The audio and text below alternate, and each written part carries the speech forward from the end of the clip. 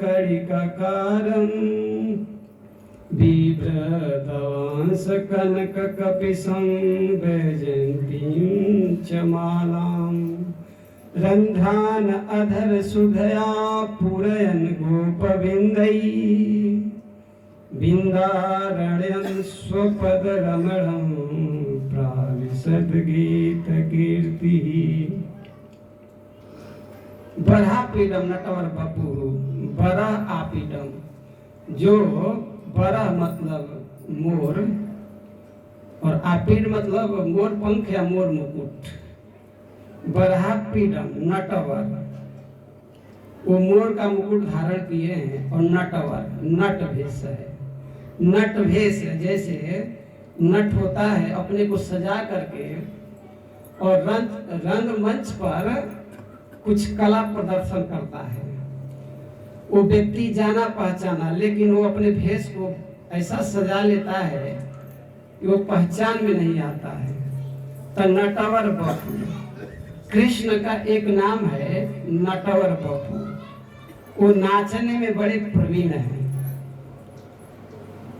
भोले बाबा भी नटवर हैं, लेकिन इनका नाचना अलग है। ये जब प्रलय का समय होता है तब ये तांडव नृत्य करते हैं, और श्याम सुंदर ये हमेशा नाचते ही रहते हैं। वृंदावन में हमेशा नाचते रहते हैं, सखाओं के सामने, गोपी जनों के सामने। गोपी लोग कहते हैं, लाला तेरे को मैं माखन खिलाऊंगा, जरा नचियो। माखन के नाम सुनते ही श्याम सुंदर के मुख में पानी आ जावे, और तेते थई थई थई तार वो कर करके नाचते। तो ये सारा ब्रजमंडल ही रंगमंच है, और दर्शक कौन है? संत वैष्णव, ये सब दर्शक हैं। तो नटवर बपू कड़यो कणिकाकारम, वो एक कान में कनेर के पुष्प रखे हैं। किस लिए रखे हैं? जब वो गाय चराने जाते हैं तो गोपी लोग विरह से व्यथित हो जाती है। अब वहाँ आनंद बाबा, जसोदा मैया और भी गुरुजन खड़े हैं, तो गोपी लोग कैसे कहें कि हे श्याम सुंदर आप किधर जा रहे हो, किस क्षेत्र में जा रहे हो? तो गोपी जनों के मन के भाव को श्याम सुंदर समझ रहे हैं। तो मान लीजिए पूरब दिशा में जाना हो तो इस कान पे वो फूल को लगा लिए, तो गोपी लोग समझ जाते थे कि आज पूरब दिशा में जाएंगे। दक्षिण दिशा में जाना हो तो इस कान पे लगा लेते थे जाते समय, तो गोपी लोग समझ जाते थे आज दक्षिण दिशा में जाएंगे। तो वो सांकेतिक पुष्प है। कर्णयो कणिकाकारं बिभ्रदवांस कनक कपैंसी विजंती च मालां, पीतांबर धारण किए हैं, पीला वस्त्र ठाकुर जी धारण किए, धोती पीला और दुपट्टा। ठाकुर जी कभी पैंट शर्ट नहीं पहने होंगे, ना उनके बाबा सिलवाए होंगे, धोती कुर्ता। वास्तव में भारतीय वेशभूषा धोती कुर्ता है, भारतीय वेशभूषा धोती कुर्ता ही है। और आजकल तो लोग पैंट शर्ट भी पहन करके स्वाहा स्वाहा में बैठ जाते हैं। कम से कम उस समय धोती पहनना चाहिए। शिखा नहीं है, सूत्र नहीं है।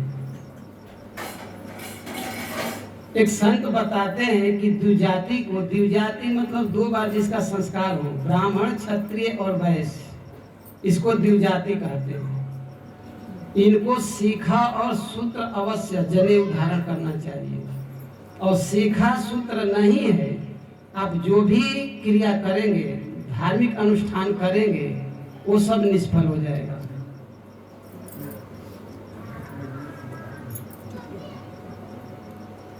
इसीलिए शिखा धारण करना चाहिए। शिखा तो किसी भी व्यक्ति को, शूद्र को भी धारण करना चाहिए, और जनेऊ द्विजाति को धारण करना चाहिए।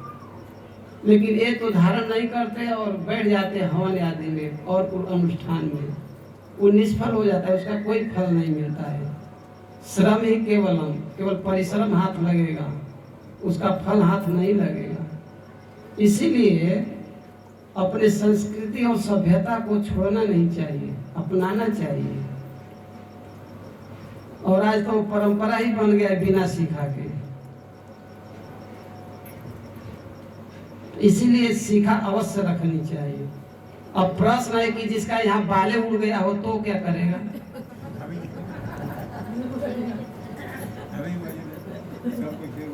तो उसके लिए भी कहा गया है कुशा का मोटक या कुशा लेकर के दाएं कान पर लगा करके चढ़ा करके उसको रख करके अनुष्ठान करना चाहिए। ऐसा शास्त्रीय विधान है। सब इन बातों को सब सीखना चाहिए और जीवन में उतारना चाहिए, तब तो ठीक है, नहीं तो फिर वो केवल परिश्रम हाथ लगेगा। वो छोटा सा बच्चा अच्युत देखिए सीखा धारण किए हैं, और वैष्णव लोग सीखा धारण करते हैं, बिना सीखा के नहीं रहते हैं। इसीलिए सीखा अवश्य धारण करनी चाहिए। तो एक पीताम्बर धारण किए हैं, पीला धोती और दुपट्टा। ब्राह्मण को तो कहा गया कि हमेशा ऐसा उतरी रखना चाहिए, ऊपर रख करके चलना चाहिए, कभी इसके अलावा नहीं चलना चाहिए। ऐसे खाली बदन, हाँ जैसे बाबा लिए हैं।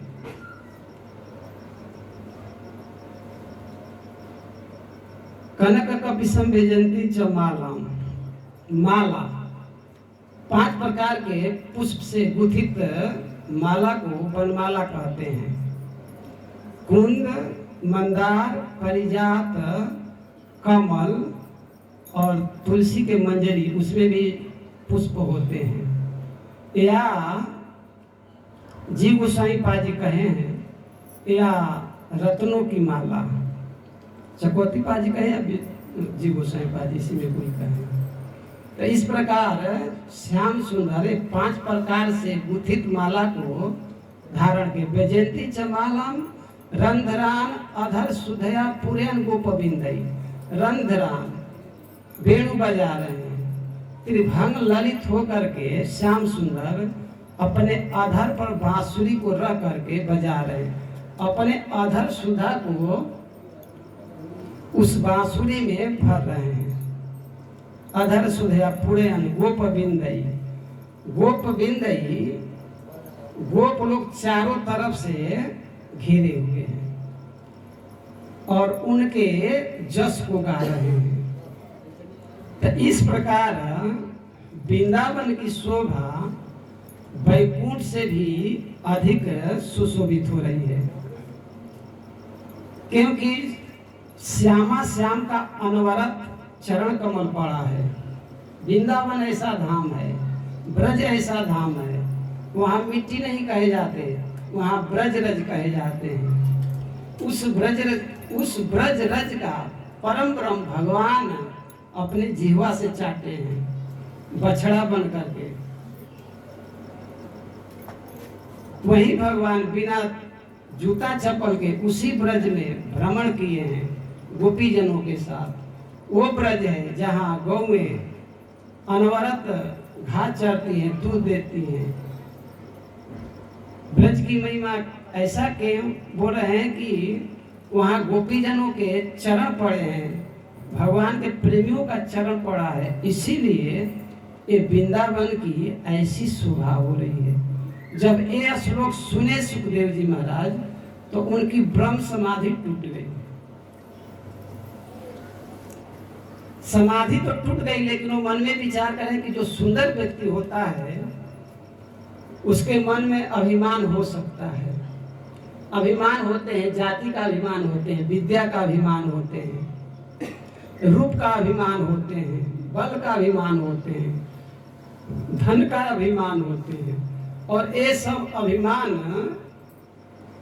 जीव को गिराने वाला होता है, नरक में ले जाने वाला। आदमी को एक कोई गुण आ जाए तो जीव का सरल वो स्वभाव है, वो अभिमान आइए जाएगा। किसी को कुर्सी मिल जाए तो प्रजा को नेता पहचानते नहीं, पहले हाथ जोड़ करके वोट मांग लेंगे, अब फिर कोई प्रजा जावे तो पूछे कहाँ से आए हो, अच्छा यहाँ से, ठीक है बाद में मिलना, टाइम अब नहीं रहेगा। लेकिन जब वोट लेना होगा तो घर घर हाथ जोड़ेंगे। तो एक कोई गुण आ जाए तो जीव अभिमान से फूल जाता है। तो भगवान कहें कि इतना होते हुए भी अगर अभिमान न आवे तो हमारी कृपा है।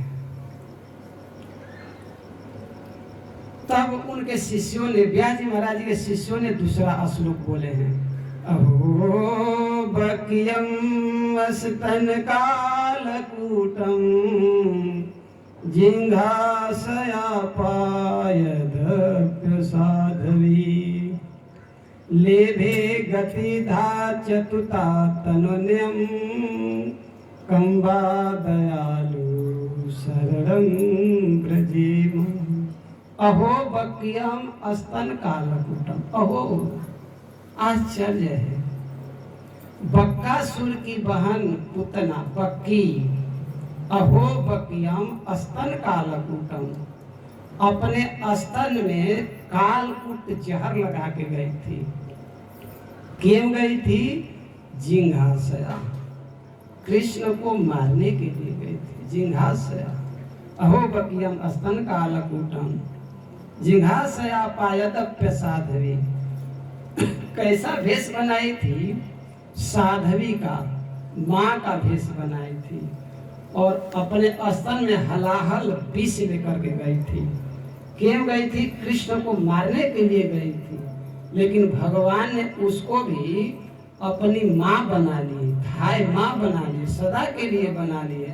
तो ऐसे जो दयालु कृष्ण हैं, इनको छोड़ करके अब हम किसके शरण में जाएं?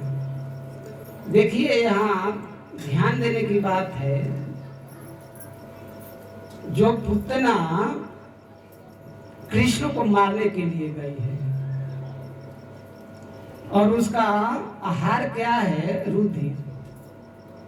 बच्चों को रक्त पीना ही उसका आहार है। जाति भी अच्छा नहीं है, खेचरी है, आकाश मार्ग से उड़ने वाली है। कृष्ण को मारना उसका लक्ष्य है, उद्देश्य है।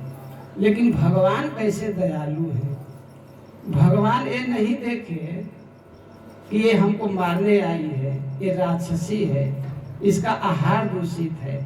भगवान ये नहीं देखे, भगवान ये देखे कि ये मेरे शरण में आई है और माँ का रूप बनाई है। तो भगवान उसको सदा के लिए माँ बना लिए।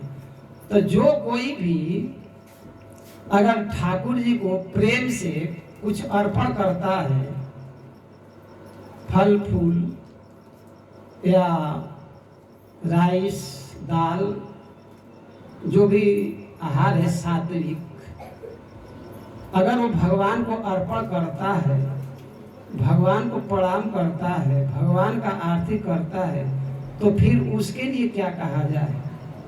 जब पुतना को भगवान अपनी भाई माँ बना सकते हैं, तो कोई उनके बारे में सुने, उनका नाम जप करे, उनको प्रणाम करे, उनको एक फूल ही दे दे या एक फल ही दे दे कोई, या कोई भी एक गिलास जल ही दे दे, तो भगवान उसके लिए तो रेडी हो जाते हैं।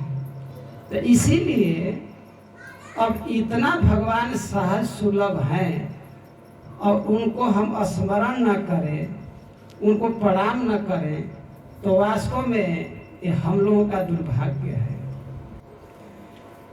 तो प्रभु जी वहाँ आचार्य चरण बताते हैं कि जब पुतना ऐसी भगवान अपने धाय माँ बना लिए और अपनी धाम दे दिए, तो मान लीजिए कोई ऐसा ही केवल साधारण वैष्णव भेष बना ले, केवल वैष्णव भेष बना ले, तो वैष्णव भेष बनाने मात्र से भगवान उसको अपना लेते हैं, सदगति दे देते हैं। ऐसा अच्छा जो कह रहे हैं। तो ऐसे जो दयालु हैं, इनको छोड़ करके हम कहाँ जाएं? इतना सुनते ही सुखदेव जी महाराज आते हैं और बोलते हैं, भैया ये तुम लोग असुर कहाँ सीखे हो? वो लोग बोले कि हमारे गुरुजी हैं, वो हमको बताए हैं। बोले आपके गुरु जी कौन है? बोले श्री व्यास जी महाराज। अरे भैया वो तो हमारे पिताजी हैं, चलो चलते हैं। फिर सुखदेव जी महाराज आते हैं और अपने पिताजी से 18,000 श्लोक वाला श्रीमद् भागवत पुराण सुनते हैं। इसमें 18,000 श्लोक है, 335 अध्याय है। 18 कितने स्कंद है? 12 स्कंद। 12 स्कंद है, 335 अध्याय और 18,000 श्लोक है। तो श्री सुखदेव जी महाराज इसको बड़े प्रेम से सुने और याद कर लिए। वो कहते गए और सुखदेव जी महाराज कंठस्थ कर लिए।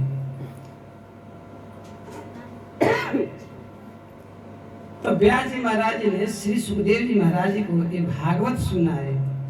फिर बाद में सूत जी महाराज नैमिषारण्य में सुनाए 88,000 ऋषियों को। इसके बाद गोकर्ण जी महाराज जी भी सुनाए हैं। और उसके बाद कई बार भागवत की कथा एक परंपरा चलती आ रही है, जो आज हम लोगों को सुलभ है।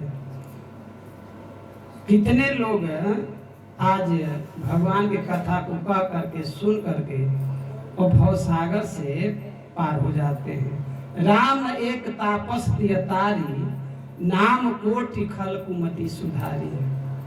गोसाई जी महाराज कहते हैं कि राम एक तापस तारी। रघुनाथ जी जब थे अपने समय में, तो मान लीजिए उनके दर्शन से और लोग तरे। तापस मतलब अहिल्या जी को, गौतम जी की पत्नी जो थी अहिल्या जी, जो शिला बन गई थी, उनको तार दिए। लेकिन उनका नाम करोड़ों करोड़ों जीवों को आज तक उद्धार कर रहा है ना? आज तक उद्धार कर रहा है ना? नाम ले ले करके भवसागर से आदमी पार हो रहे हैं।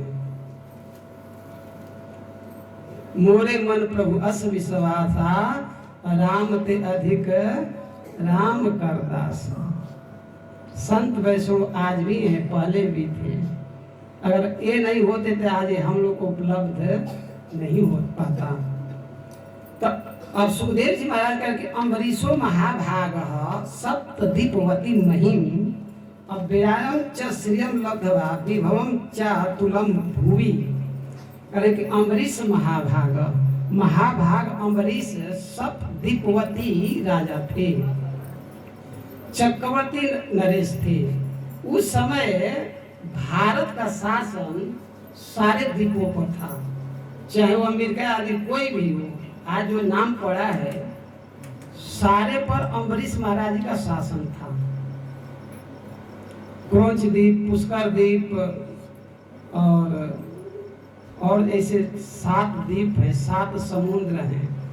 हम लोग जो देखते हैं एक खारे जल का समुद्र है, फिर एक ऐसा भी समुद्र है जहाँ गन्ना का रस, वो समुद्र में केवल गन्ना का रस भरा है, ऐसा भी समुद्र है। इसी पृथ्वी पर है। दूध का समुद्र है, दही का समुद्र है, माठा का समुद्र है, शराब का समुद्र है और फिर मीठे जल का समुद्र है। तो ये पृथ्वी पर इतने समुद्र है, 7 द्वीप हैं और 7 द्वीप पर श्री परीक्षित महाराज अम्बरीश महाराज जी का शासन था। तो अव्ययम च श्रिय, इनके पास इतनी संपत्ति थी कि वो कभी व्यय नहीं होने वाली थी, समाप्त नहीं होने वाली थी, इतना इनके पास संपत्ति था। लब्धवा विभवम चातुलम भूमि, ये सारे भूमंडल पर शासन करते थे, अपार वैभव था। मैंने अति दुर्लभम पूषाम सर्वतत्व स्वप्न संस्तुनम,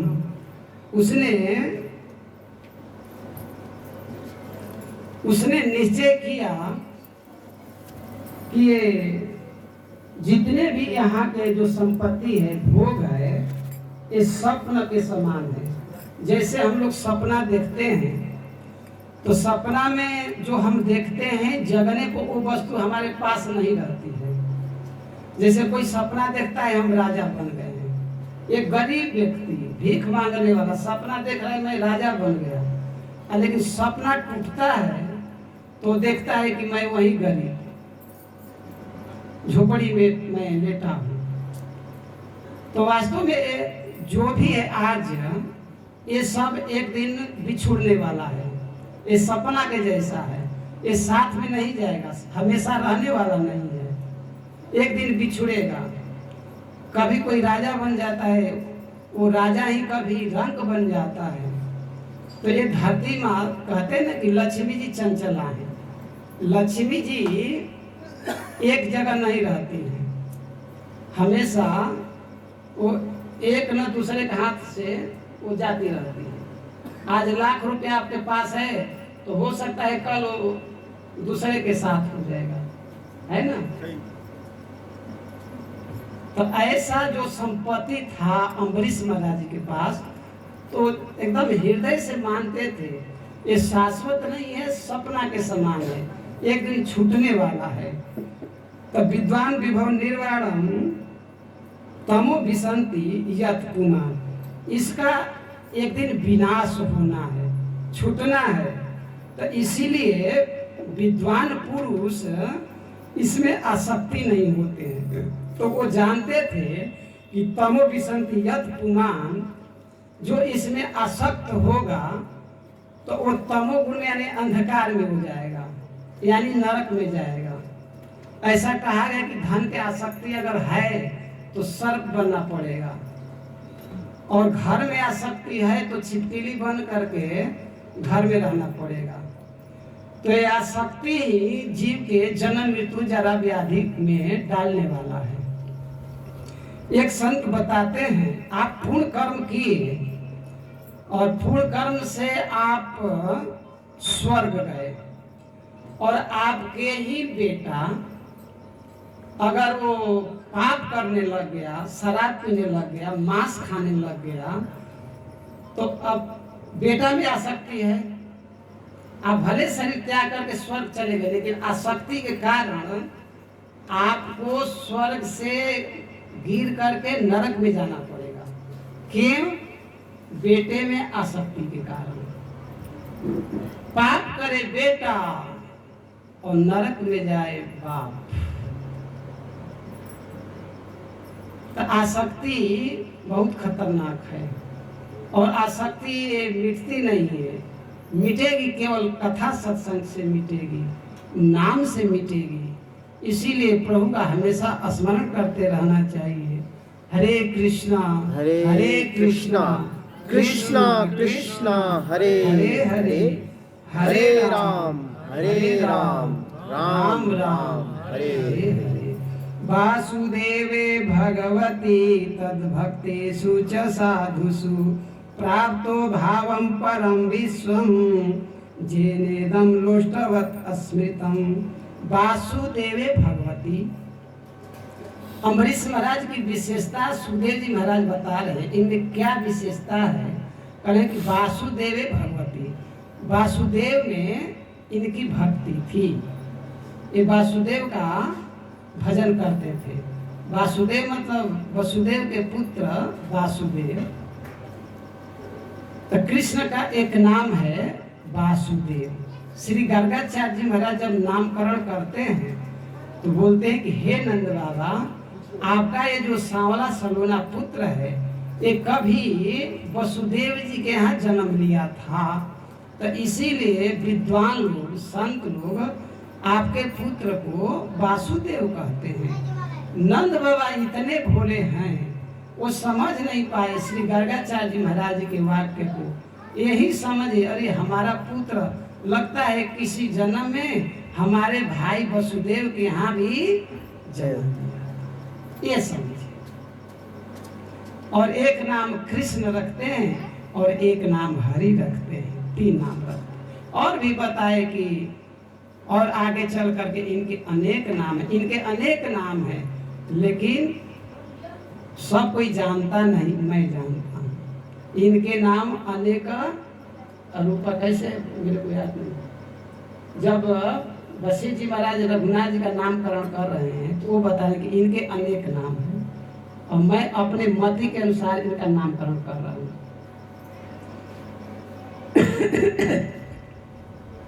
तो तद भक्तेषु साधुषु, भगवान की तो भक्ति करते ही थे, जो भगवान के भक्त होते उनकी भी भक्ति करते। भक्ति मतलब उनकी सेवा शुश्रूषा ये करते। एक भक्त को चाहिए कि भगवान के साथ संतों को भी वैसे ही आदर सम्मान करे। भगवान एकादश स्कंद कहें कि मैं ही गुरु के रूप में हूँ। तो इसीलिए जितना हम आदर सम्मान ठाकुर जी को करते हैं, ऐसे ही आदर सम्मान वैष्णव को करना चाहिए। वैष्णव का मतलब होता है जो विष्णु के उपासक हैं उनको कहते हैं वैष्णव। शिव जी के जो उपासक हैं उनको शैव कहते हैं। माँ दुर्गा के उपासक जो हैं उनको कहते हैं शाक्त, और गणेश जी के उपासक को कहते हैं गणपत्य। तो हम लोग विष्णु के उपासक, जो भी विष्णु के उपासक हैं उनको कहा जाएगा वैष्णव। वैष्णव का तिलक ऊर्ध्वपुंड होता है, ऊपर की तरफ, जो आप देख सकते हैं वैष्णव लोग कैसे तिलक धारण किए हैं, ऊर्ध्वपुंड। ऊर्ध्वपुंड का मतलब ऊर्ध्व गति, ऊपर ले जाने वाला, यानी भगवान के पास ले जाने वाला, इसको कहते हैं ऊर्ध्वपुंड। और शंकर जी के उपासक त्रिपुंड लगाते हैं, शंकर जी के उपासक त्रिपुंड लगाते हैं। तो एक वैष्णव का पहचान यही है कि ऊर्ध्वपुंड तिलक होता है, गले में तुलसी माला होती है जिसको कहते हैं कंठी। आप बहुत बढ़िया घी में, देसी घी में, देसी गाय के घी में बहुत 56 प्रकार के भोग बनाइए और ठाकुर जी को अर्पण करिए। आप उसमें तुलसी दल अगर नहीं आप छोड़ते हैं, नहीं पथराते हैं, तो भगवान उस भोग को स्वीकार नहीं करते हैं। ऐसे ही जो जीव अगर गले में कंठी धारण नहीं करते, ऐसे जीव को भी भगवान स्वीकार नहीं करते। भगवान भोगता है, ये जीव भोग गया है भगवान का, हम लोग भोग गया है, हमका उपभोग भगवान करते हैं। जितने भी हैं जीव उसको प्रकृति कहते हैं।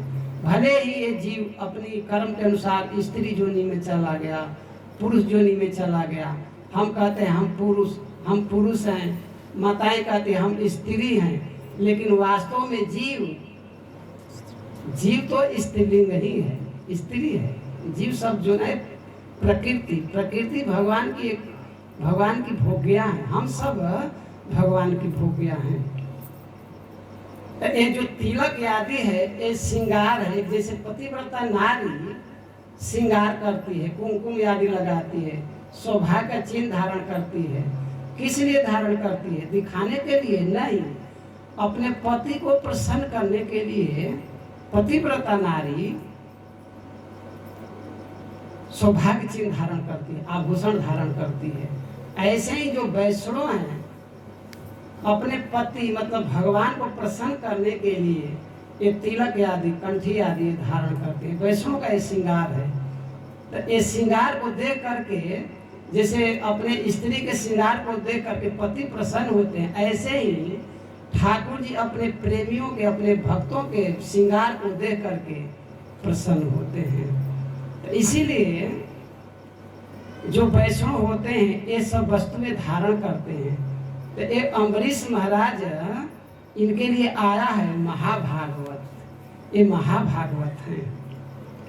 महाभागवत का मतलब होता है चर अचर में अपने प्रभु को देखे, उसको कहते हैं महाभागवत।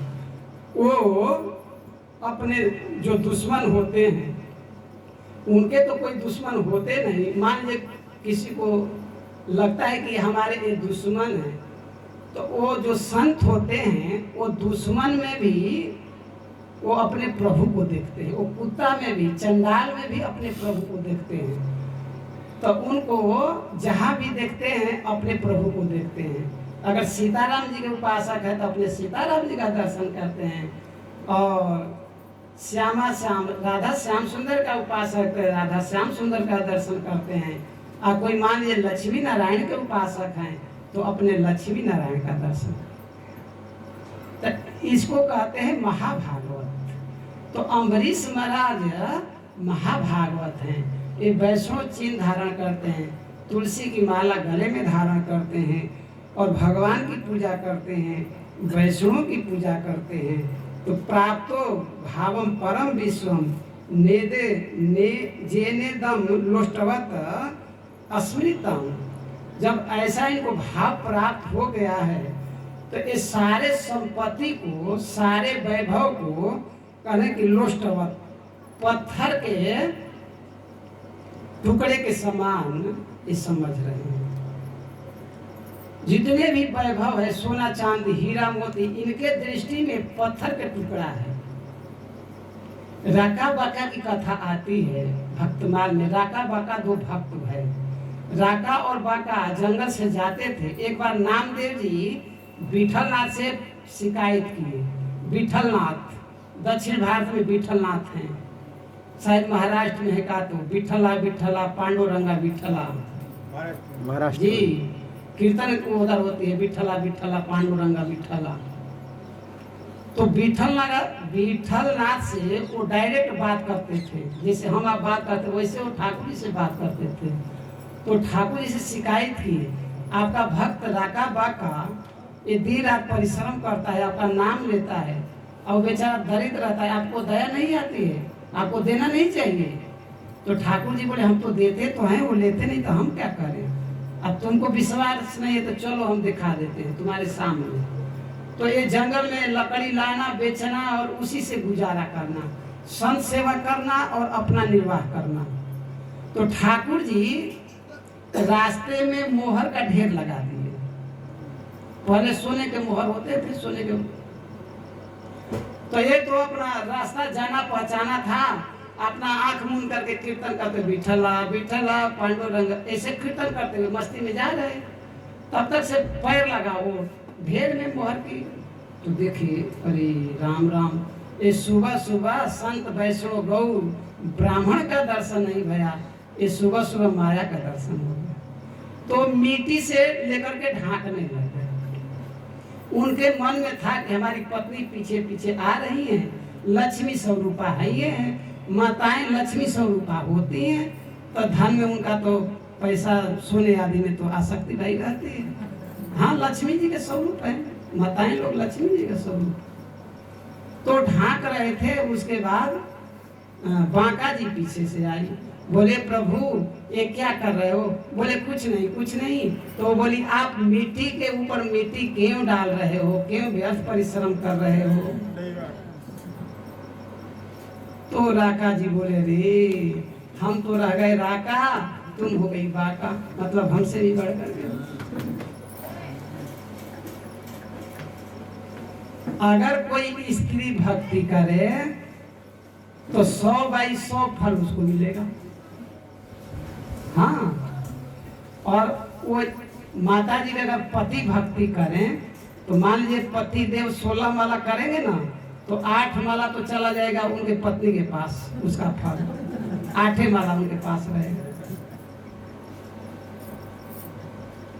तो बताइए वो जो कर रहे हैं उनका तो अपना कोटा अलग है, अब पति जो करेंगे उसमें आधा का भाग मिल जाए, लेकिन पति व्रता नारी को मिलेगा। हाँ, ये नहीं कि पति आए और मैडम साहब टीवी देख रही हैं, अब पति पानी मांगे बोले फ्रिज में ले लो, तब तो 1 पैसा भी नहीं मिलेगा।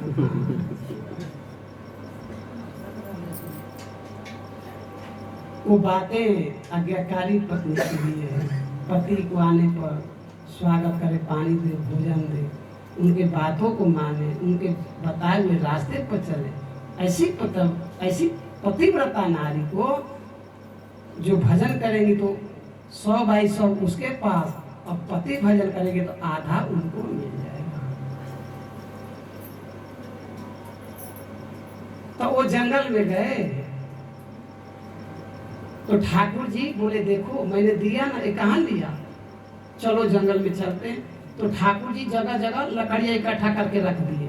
कि आएंगे, ज़्यादा परिश्रम नहीं करना पड़ेगा, तुरंत गट्ठर बांधेंगे और चले जाएंगे बाजार में बेच देंगे।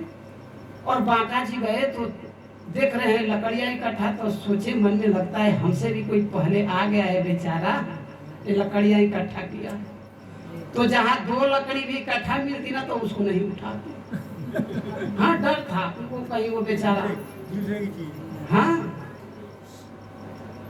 तो इस प्रकार हमारा निवेदन ये है कि जब भक्ति आ जाती है किसी जीव के अंदर, तो वास्तव में सब वस्तुएं, धन संपत्ति उनके दृष्टि में पत्थर के टुकड़े के जैसा दिखता है। हम लोगों को तो अभी बहुत आसक्ति है, कहीं भी मिलेगा, 1 रुपया भी मिल जाएगा ना रास्ते में तो पट दे हाथ से पकड़ेंगे और डाल देंगे जेब में। हाँ, लेकिन जब वो स्थिति आ जाती है तो सोना चांदी क्यों न पड़ा हो, वो संत वो वैष्णव उठाते नहीं है।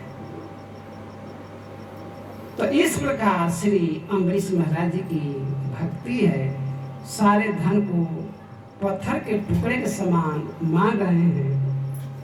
सवै मनः कृष्ण पदार बिंदयो पंचांसी वैकुंठ गुणानुवर्णने करो हरेर मंदिर मार्जनादिषु श्रुतिं चकारा चय सत्कथोदवे।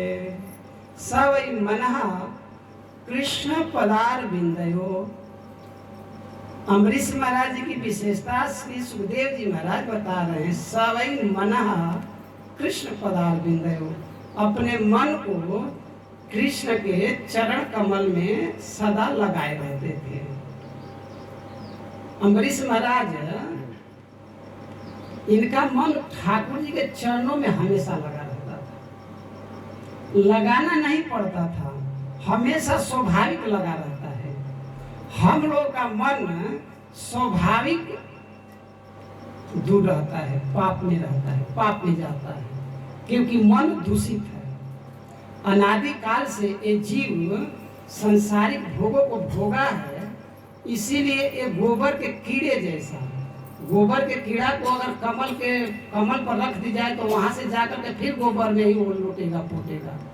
ऐसे ही मन संसारिक भोगों को भोगा है, इसलिए ठाकुर जी के चरणों में नहीं लगता है, लगाने पर भी नहीं लगता है। कारण यह है कि अनादिकाल से ये जीव संसारिक भोगों में आसक्त है। तो जैसे हम संसार में रह करके और संसार की बातें सीख लिए, संसार की बातें भर गई, ऐसे ही जब हम भगवान की कथाओं को बार बार सुनेंगे, भगवान के नाम को बार बार लेंगे, जितना अधिक मात्रा में लेंगे, वैसे ही भगवान के नाम रूप गुण लीला हमारे हृदय में भरेगा।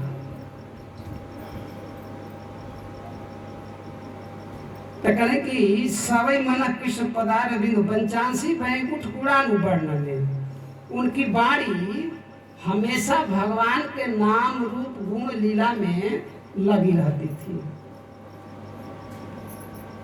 हम लोग भी व्यर्थ की बातें दिन भर करते रहते हैं, है ना। थोड़ा मोबाइल ऑफ करके आप लोग रखिए।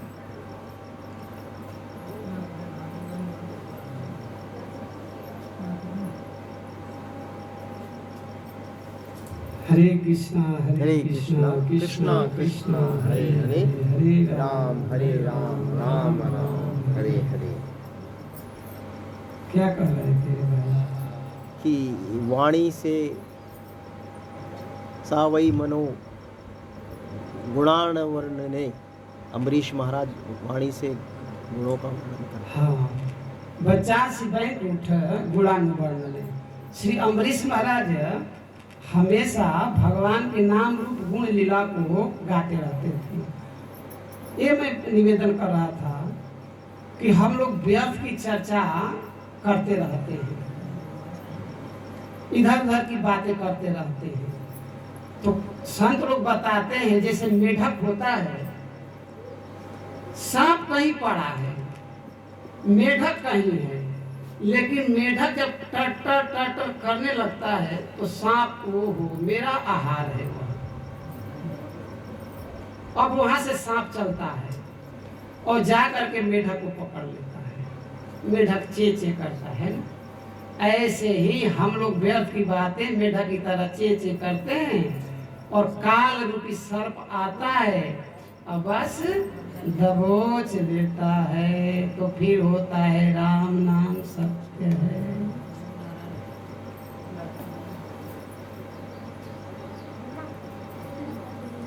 तो इसीलिए अधिक से अधिक भगवान के नाम का जप करना चाहिए। घर में बैठ करके भले ही 10 मिनट कीर्तन करनी चाहिए। गीता रामायण भागवत है उसका अध्ययन करनी चाहिए। तो इस प्रकार अपने जीवन को ढालने का प्रयास करना चाहिए। जब हमारा जीवन ऐसा ढलेगा तो हम एक काल चक्र से छूट जाएंगे। हमेशा काल की उपमा सर्प से दी गई है। काल सर्प और वो सबके सिर पर मंडरा रहा है। हम लोग की चुटिया पकड़ के बैठा है जी, चुटिया। हाँ, ये नहीं देखेगा कि आपके छोरी के विवाह भयो कि नहीं भयो, आपके छोरा के विवाह भयो कि नहीं भयो, आप खा लिए कि नहीं खा लिए। आए टॉयलेट में तो वही हो सकता है, खेत पर गए तो वही हो सकता है, बेड पर सोए तो वही हो सकता है, कहीं भी हो सकता है, कोई गारंटी नहीं है। तो काल हमेशा सजग है, काल सजग है, हम लोगों को भी सजग रहना है। सजग कैसे रहेंगे? प्रभु का स्मरण करते हुए, कथा कीर्तन के माध्यम से जब हम सजग रहेंगे तो काल हमारा कुछ बिगाड़ नहीं सकता। इसीलिए बुद्धिमानी इसी में है। तो करो हरे मंदिर मार्जनादिशु। देखिए एक चक्रवर्ती नरेश की बात कही जा रही है, कैसे हैं, क्या कर रहे हैं, उनकी बात कही जा रही है। जिनके यहाँ हजारों लाखों नौकर चाकर हों, वो एक चक्रवर्ती नरेश ये ठाकुर जी की सेवा कैसे कर रहे हैं। करो हरे मंदिर मार्जनादिशु। करो हरे, कर से हाथ से अपने घर में ठाकुर जी का मंदिर था, उनके घर में ठाकुर जी का विग्रह था, तो अपने हाथ से मंदिर की सफाई करते थे। धुलाई करना, झाड़ू पोछा करना, ठाकुर जी के बर्तन को धोना। यहाँ तक कि उस समय तो चक्की था नहीं ना, ये था हाथ वाला, क्या उसको बोलते हैं, चक्की। हाँ। चक्की वहाँ पड़ा है जो हाँ, हम हाँ, यहाँ है, घर में। मतलब पहले ऐसे ही होता था। तो अम्बरीश महाराज अपने हाथ से गेहूं पीसते थे और जब वो गेहूं पीसते पसीना आ जाता तो ठाकुर जी पीछे से भैया पंखा झेलते थे।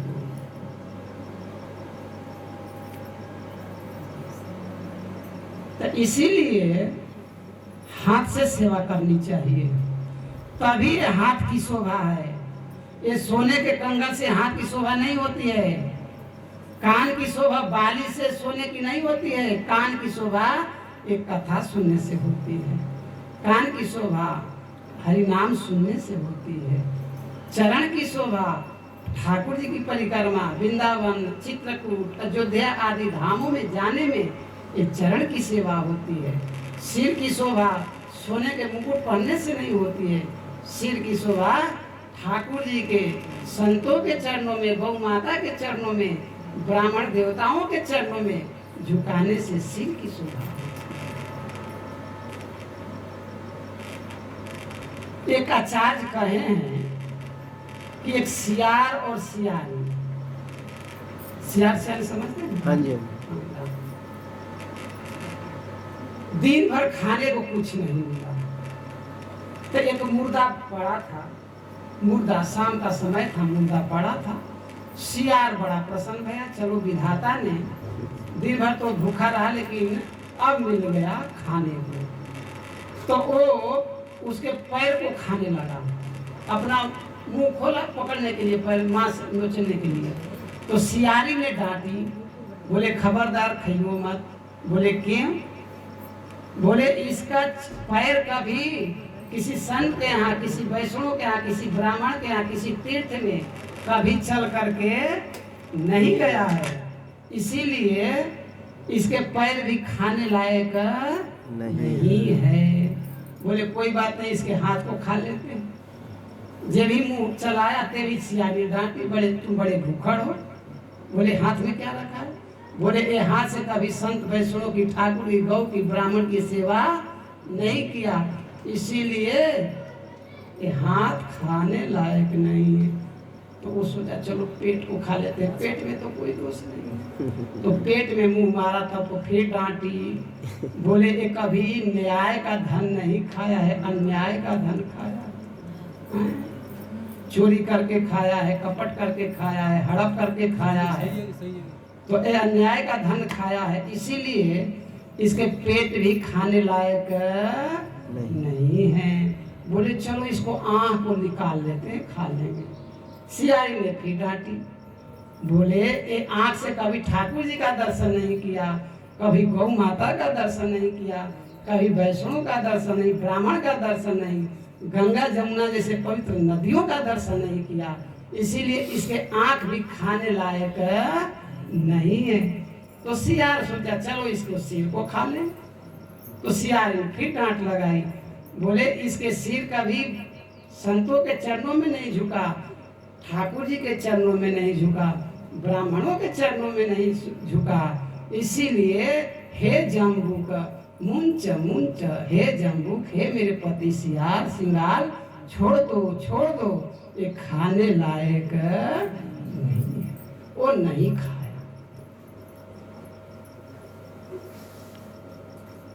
तो भैया ये जीवन एक दिन बीत जाएगा, शरीर गल जाएगा, शरीर छूट जाएगा। अरे किसी पशु का चमड़ा तो काम में आ जाता है, हड्डी काम में आ जाता है, अब मनुष्य के हड्डी न चमड़ा कोई काम में आने वाला है नहीं। मरते ही गाड़ दो तो कीड़े बन जाएंगे, जला दो तो राख हो जाएंगे, और कहीं सियार कुत्ते खा लिए तो विष्ठा बन जाएंगे। यही शरीर की 3 गतियां है। इसीलिए बुद्धिमानी इसी में है। जैसे आप लोग बुद्धिमान है इसीलिए बैठे हैं कथा में, नहीं तो घूमते कहीं उधर। एक बुद्धिमानी है, कुछ समय बैठ करके प्रभु का स्मरण किया जाए, कुछ समय बैठकर उनके नाम जप किया जाए, कुछ समय बैठ करके ठाकुर जी के सामने उनका दर्शन किया जाए। ठाकुर जी को निहारना चाहिए, ठाकुर जी का दर्शन करना चाहिए। वृंदावन में एक संत थे, वो सूरदास जी थे, आँख से दिखाई देता नहीं था, लेकिन उनका नियम था बांके बिहारी के दर्शन रोज। तो ब्रजवासी होते हैं, बोले बाबा तुम्हें तो आँख ना है, तुम्हें तो दिखे ना है, तू बांके बिहारी काहे को आए हो करे, तेरे को तो आँख है नहीं, तू बांके बिहारी क्यों आते हो? तो वो सूरदास जी महाराज बोले भैया हमको आँख नहीं है ना, बांके बिहारी को तो आँख है ना, वो अंधे नहीं है ना, वो आँख है, उनके आँख है, वो तो हमको देखते हैं ना, हम इसीलिए आए, इसीलिए हम लोग को नेत्र नहीं है। लेकिन ये जगन्नाथ जी को बड़े बड़े नेत्र हैं, वो देखते हैं कि हमारे शरण में आया है, वो देखते हैं हमारी कथा सुन रहा है, वो देखते हैं कि हमको प्रणाम कर रहा है। तो इसीलिए ठाकुर जी जब देखते हैं तो वो जीव का मंगल होता है, कल्याण होता है, उसकी दरिद्रता मिटती है। इसीलिए ठाकुर जी का दर्शन करना चाहिए, संतों का दर्शन करना चाहिए।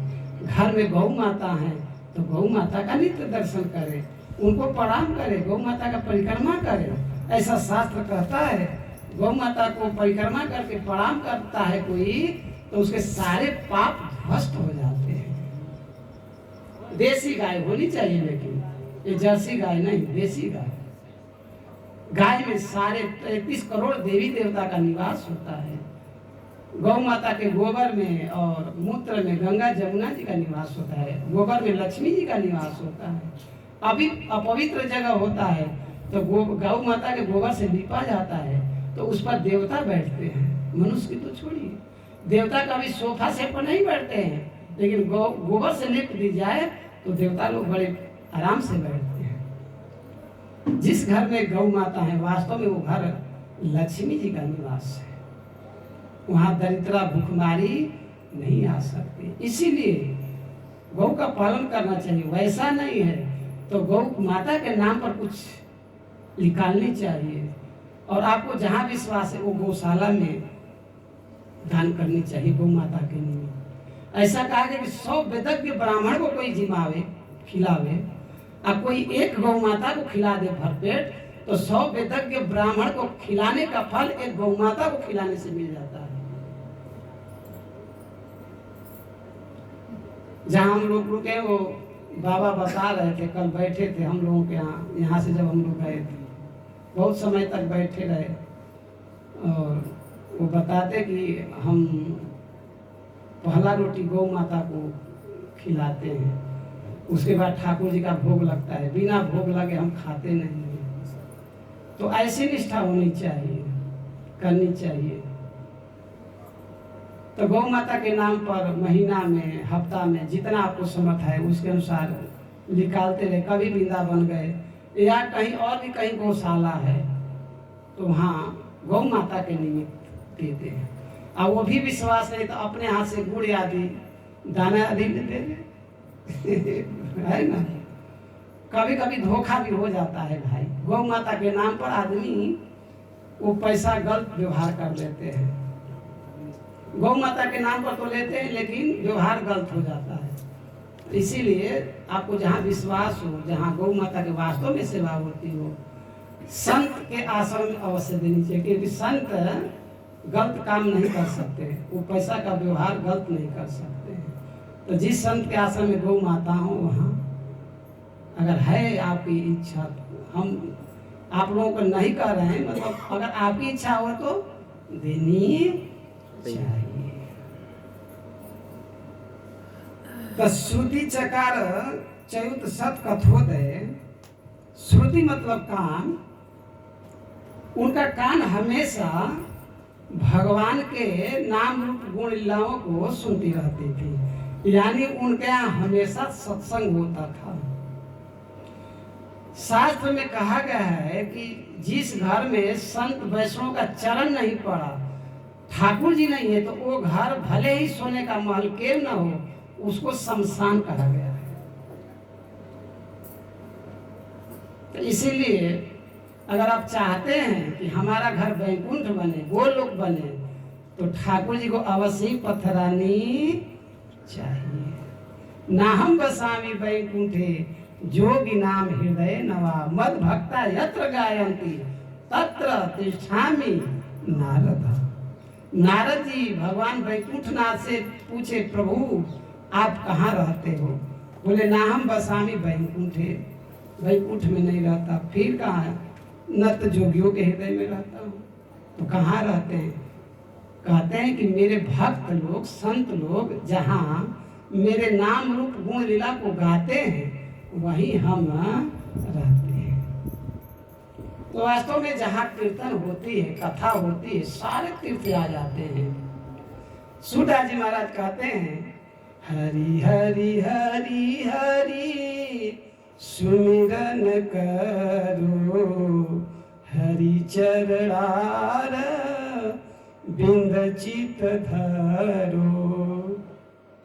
हरि की कथा होवे जहाँ, गंगा हूँ चली आवे तहाँ। गोदावरी सरस्वती चली आवे, कावेरी हूँ विलंब न लावे।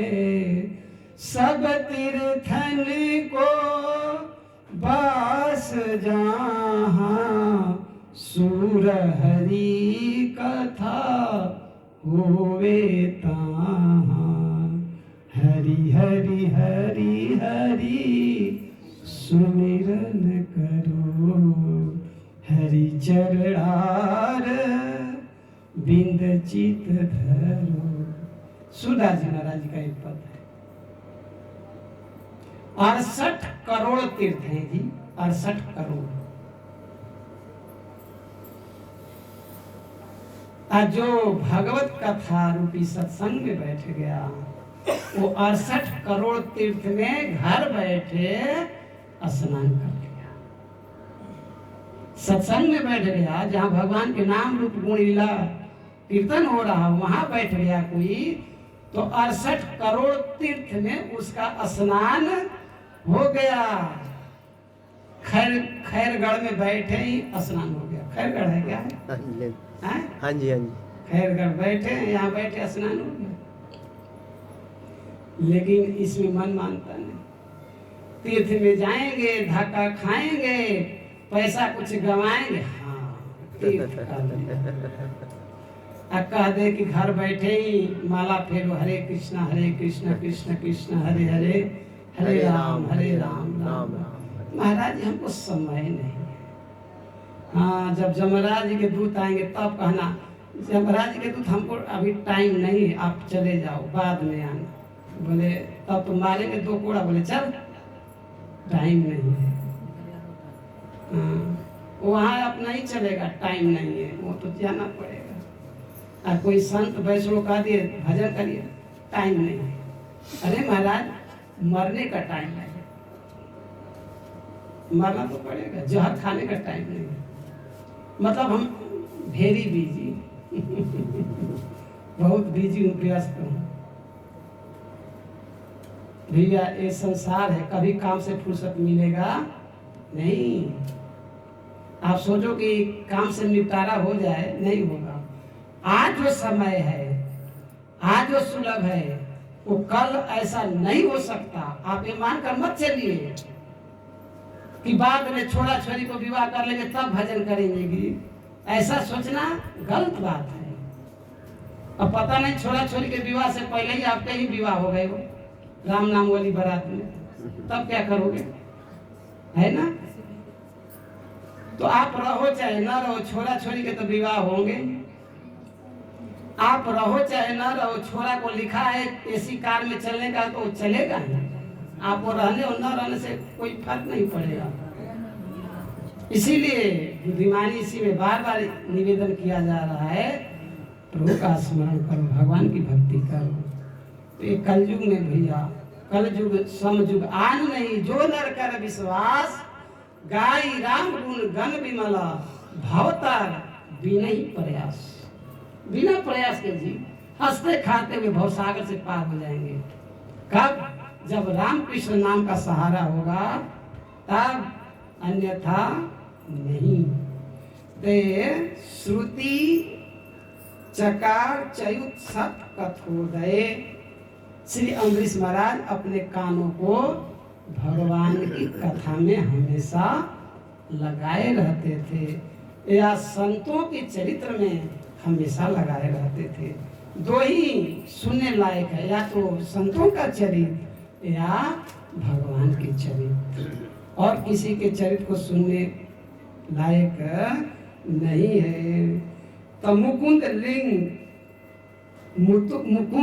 लिंगा लय दर्शने दृश्यो अपने नेत्र को मुकुंद के विग्रह में, जैसे ठाकुर जी हैं, अपने नेत्र को ठाकुर जी के दर्शन में हमेशा लगाए रहते थे। मतलब ठाकुर जी का दर्शन करते थे, संतों का दर्शन करते थे।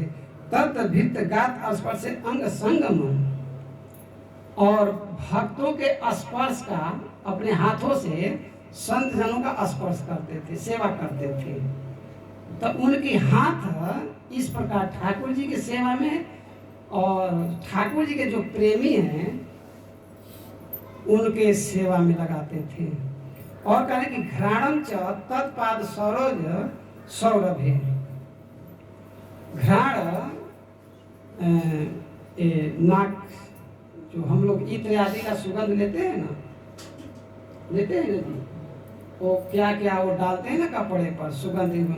अरे कुछ भी डाल लो, 1-2 घंटा के बाद तो फिर बासी ही देगा। मनुष्य में तो मारे हो क्या बोलते हैं, स्प्रे, अब कुत्ते बन जाओगे तो फिर कितना स्प्रे से मारोगे, शुगर बन जाओगे तो कितना स्प्रे से दोगे। हम सब भोग के आए हैं, हम सब भोग के आए हैं।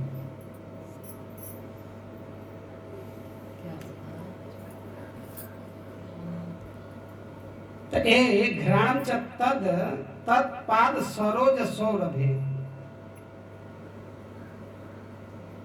ठाकुर जी के चरण कमल में जो गंध इत्र आदि चढ़ाया जाता था, पुष्प चढ़ाया जाता था, उसको घ्राण लेते थे, नाक से सूंघते थे। जैसे आरती की जाती है, ठाकुर जी को पुष्प अर्पण किया जाता है और फिर भक्तों को दिया जाता है, तो भक्त लोग उसका घ्राण लेते हैं, माथे से लगाते हैं, नेत्र से लगाते हैं, उसको फिर सूंघते हैं। तो इससे हमारी चेतना शुद्ध होती है, मन शुद्ध होता है। और जब चेतना मन शुद्ध होगा तो स्वाभाविक ही मन भगवान के चरणों में लगेगा। कहा गया है कि जैसा खावे अन्न वैसा हुए मन, जैसा पिए पानी वैसा बोले वाणी। अन्न दूषित खाएंगे तो मन दूषित होगा, और मन जब दूषित होगा तो कर्म करेगा, पाप करेगा मन। इसीलिए जब भी प्रसाद ले भगवान को पहले अर्पण कर दे। कुछ नहीं आता है, उनके सामने रह करके हाथ जोड़ दे, हम कुछ नहीं जानते, आप पाल लो। ठाकुर जी ये नहीं देखते अरे तुम वेद मंत्र नहीं पढ़ रहे हो, हम नहीं खाएंगे, ऐसा नहीं। सबरी माता ने कौन वेद पढ़ करके भोग लगाती थी, है ना बाबा? विदुरानी जी कौन वेद मंत्र पढ़ करके भोग लगाती थी? विदुरानी के घर छिलका खाया। वही द्वारिकाधीश दुर्योधन बोला, द्वारिकाधीश तुम्हारे लिए भाई का महल खाली करवा दिए, 56 भोग बनवाए हैं, शायद तुम जीवन में ऐसा खाए हो।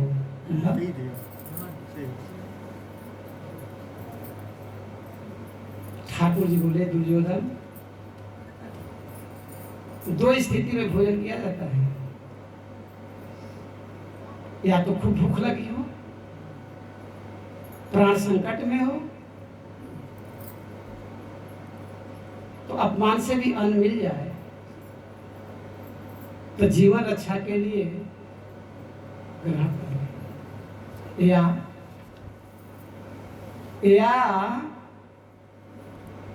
वो क्या नाम है, कहाँ गई वो, क्या नाम है, अछूत के माँ अनुराधम। हाँ, अनुराधा जी ऐसा प्रबल प्रेम हो खिलाने की, तब ग्रहण कर ले।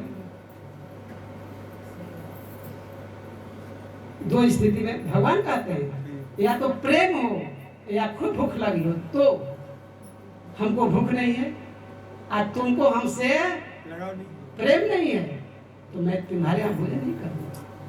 अब वहीं ठाकुर जाते हैं, विदुरानी बिना निमंत्रण के, काकी विदुरानी जी जब शब्द सुनी तो उनका रोम रोम खिल गया। स्नान कर रही थी, कपड़ा एक, शरीर का भान नहीं। हाँ, हमारा लाला आया है, भतीजा आया है, द्वारिकाधीश आए हैं, दौड़ पड़ी, काट हटाती है। ठाकुर जी देखते हैं हमारी काकी बिना वस्त्र के, ठाकुर जी को पटाते। विदुरानी को होश नहीं है, अंदर ले जाती हैं, छिलका फेंक, गिरी फेंकती हैं, छिलका खिलाती हैं। जैसे खिलाने वाले वैसे खाने वाले, उनको भी भान नहीं कि मैं गिरी खा रहा हूँ कि केले की छिलका खा रहा हूँ, खाए जा रहे हैं, खाए जा रहे हैं। विदुर जी महाराज आते हैं, वो दृश्य को देखते हैं, विदुरानी जी को डांट लगाते हैं, विदुरानी जी को भान होता है अपने गलती का, पछतावा होता है, अरे रे मैं क्या कर दिया।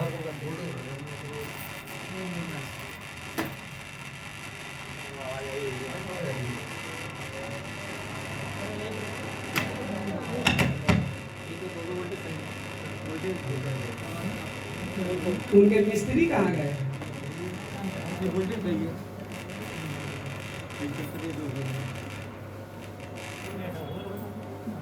चलो हो गया ठीक। हरे कृष्णा हरे कृष्णा कृष्णा कृष्णा हरे हरे हरे राम राम राम हरे हरे।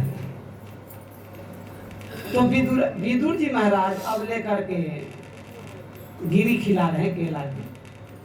तो ठाकुर जी कभी खाने कभी ऐसे मुंह फेर दे, कभी ऐसे मुंह फेर दे। विदुर जी महाराज बोले जय जय, केला अच्छा नहीं लग रहा है? हम खिला रहे हैं तो अच्छा नहीं लग रहा है? बोले चाचा जी बुरा मत मानिए। बोले हाँ बोलो। बोले जो विदुरानी काटी के छिलका में जो स्वाद था वो आपके एक गिरी में स्वाद नहीं। कारण क्या था? विदुरानी जी में इतना भाव भरा था, तो भाव को ही, तो वो प्रेम को ही तो ठाकुर जी स्वीकार करते। सेवरी मैया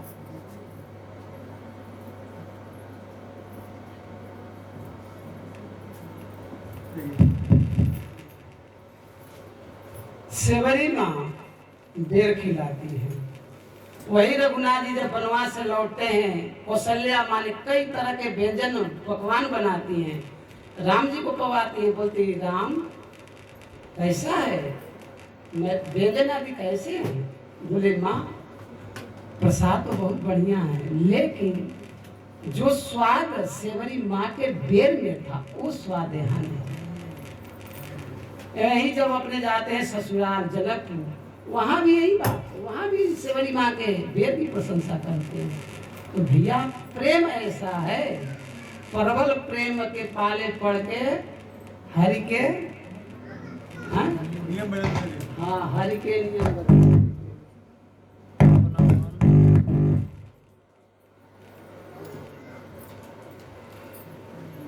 घराणम च पद पाद सरोज सौरभे श्रीमद तुलसिया रसनाम तदर्पिते।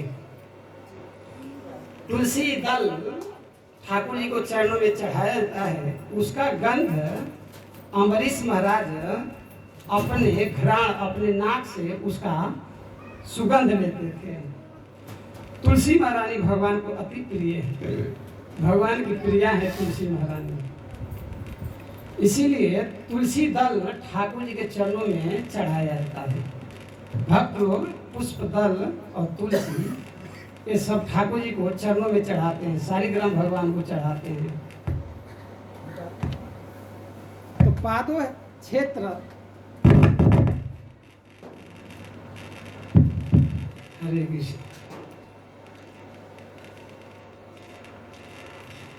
तो पादो हरे क्षेत्र पदानुसर्पणे, अपने चरण से चल करके तीर्थ आदि में जाते थे, धाम आदि में जाते थे, तुलसी की परिक्रमा करते थे, ठाकुर जी की परिक्रमा करते थे। तो इस प्रकार अपने चरण से भक्ति कर। देखिए भक्ति कई तरह के, आँख की अपनी भक्ति है, हाथ की अपनी भक्ति है, सिर की अपनी भक्ति है, जीवा की अपनी भक्ति है, चरण का अपनी भक्ति है। चरण से मतलब ठाकुर जी की परिक्रमा करे, तुलसी जी की परिक्रमा करे तो चरण की भक्ति हो गई। हाथ से ठाकुर जी की सेवा करे तो हाथ की भक्ति हो गई। नेत्र से ठाकुर जी को निहारे तो नेत्र की भक्ति हो गई। सिर से प्रणाम करे तो सिर की भक्ति हो गई। और ठाकुर जी के चरणा में ठाकुर जी के भगवत प्रसाद को ग्रहण कर रहे हैं तो ये जीवा की भक्ति हो गई।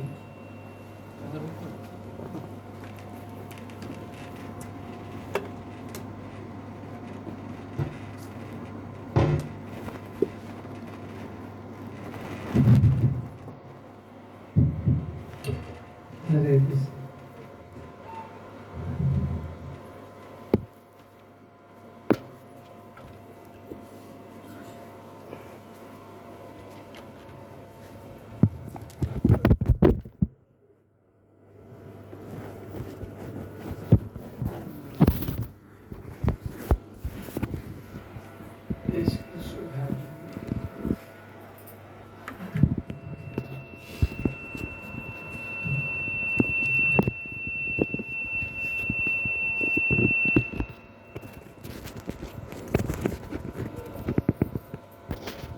कामं च दासे न तु काम कामया जतो आत्म अश्लोक जनाश्रया रतिः।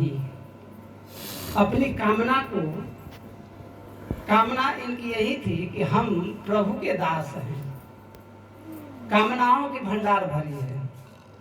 मान लीजिए किसी को गाड़ी की कामना है, गाड़ी आ गई तो अब सोचते हैं कि पड़ोस वाले के पास एसी गाड़ी है तो हमारे पास भी होता, वो भी हो गया तो मान लीजिए उनको इच्छा होगी कि हेलीकॉप्टर हो, तो एक कामना कभी शांत होती नहीं है। चाह गई चिंता मिटी मनवा बेपरवाह, जिनको कछु न चाही साहन साह। साहन साह